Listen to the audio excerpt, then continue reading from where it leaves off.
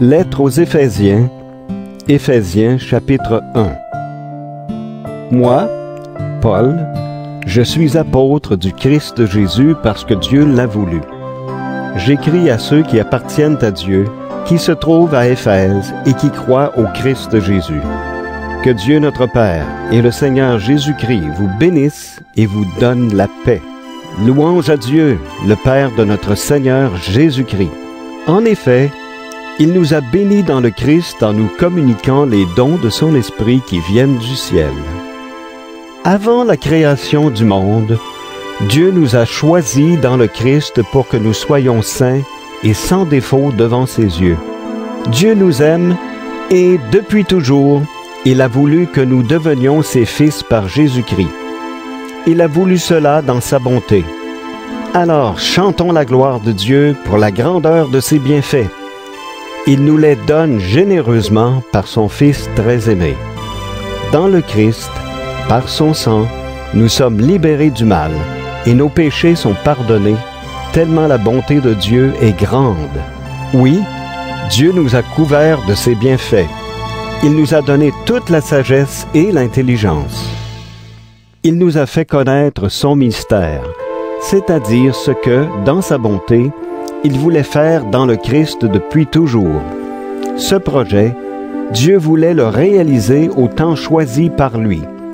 Rassembler tout ce qui est dans les cieux et ce qui est sur la terre sous un seul chef, le Christ. Et dans le Christ, Dieu nous a donné notre part au salut en nous choisissant d'avance selon son projet. Il a fait tout cela parce qu'il l'a décidé et voulu. Alors, nous qui avons été les premiers à mettre notre espoir dans le Christ, chantons la gloire de Dieu. Dans le Christ, vous aussi, vous avez entendu la parole vraie, la bonne nouvelle qui vous sauve. Ensuite, vous avez cru dans le Christ et Dieu vous a marqué d'un signe.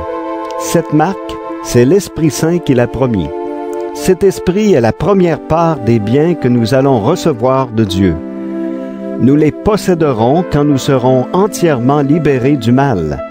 Alors chantons la gloire de Dieu. Voici ce que j'ai appris.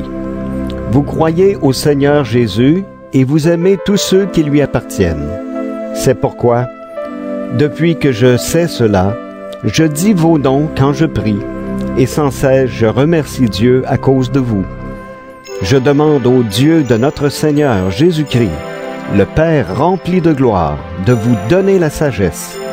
Alors vous découvrirez Dieu et vous le connaîtrez vraiment. Je lui demande d'ouvrir les yeux de votre intelligence. Ainsi, vous pourrez connaître l'espérance qu'il vous a donnée en vous appelant. Vous connaîtrez la richesse magnifique des biens qu'il donne à ceux qui lui appartiennent. Vous connaîtrez la puissance extraordinaire que Dieu a montrée pour nous qui croyons en lui. Sa puissance et sa force, Dieu les a montrées dans le Christ quand il l'a réveillé de la mort, quand il l'a fait asseoir à sa droite dans les cieux. Ainsi, le Christ est placé au-dessus de toutes les forces et de toutes les puissances qui ont autorité et pouvoir. Il est au-dessus de tout ce qui existe, non seulement dans le monde d'aujourd'hui, mais aussi dans le monde qui vient.